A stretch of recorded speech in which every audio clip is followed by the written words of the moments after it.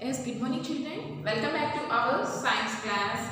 Yes, we are in block 9. Already we finished that LP1 and now today we are in LP2. Our block name is bones, joints and muscles. Yesterday we finished the topic about our skeleton system.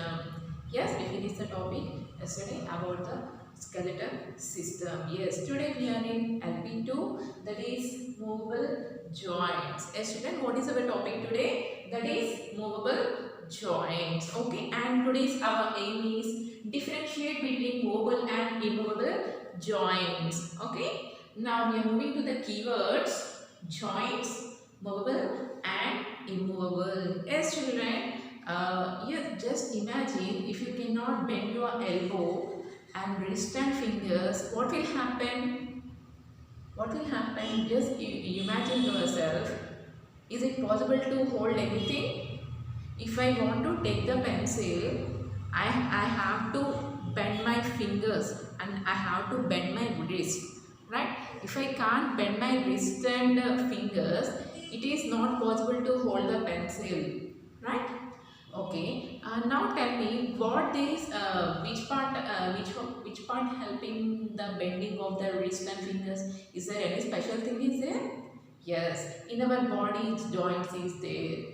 These joints can help the bones to bend and rotate like that. Okay, in our body, so many joints are there. We can find so many joints in our body. Okay. Yes, mainly joints are divided into two types. Okay, that is movable joints and immovable. Okay, joints are divided into two types, movable and immovable. As student, we can find so many joints in our body. Okay, we can find so many joints in our body. We can find at the elbow, wrist, knee, shoulder and hip.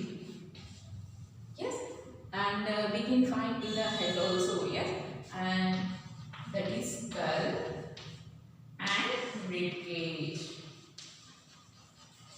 These are the different joints we can find in our body. Okay, these are the different joints we can find in our body. Okay children, try to move your elbow. Yes, it can move in one direction. Yes, elbow can move in one direction. Yes, try to move your wrist. Try to move your wrist. Yes, it can move in all directions.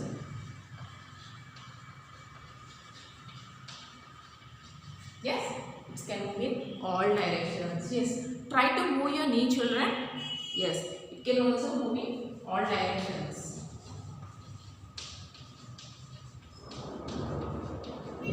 Try to move your shoulder. Try to move your shoulder.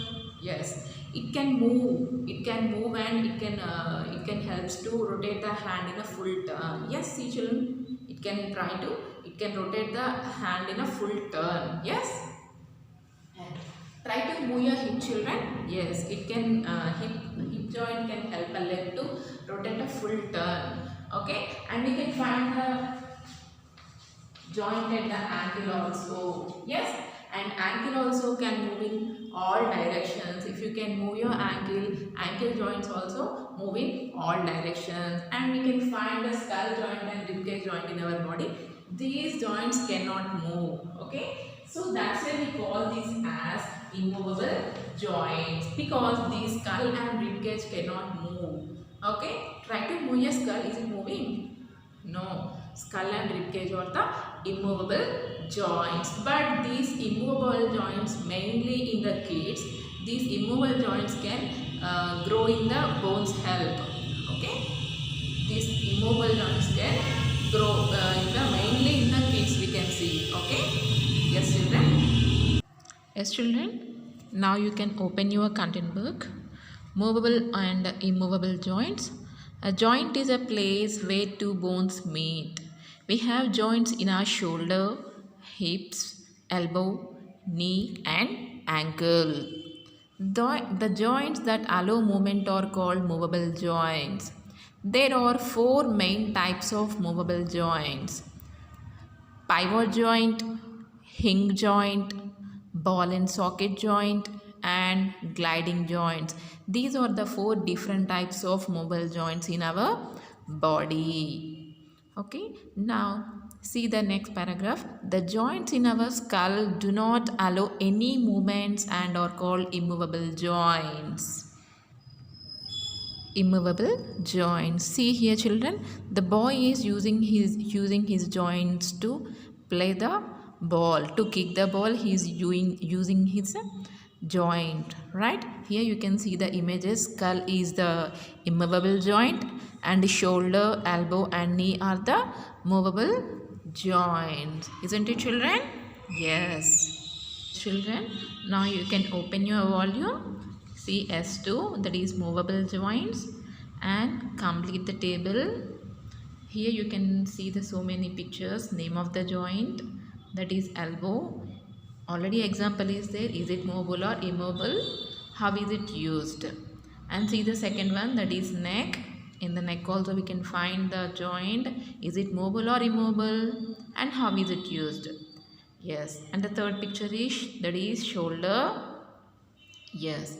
Is that shoulder joint is mobile or immobile?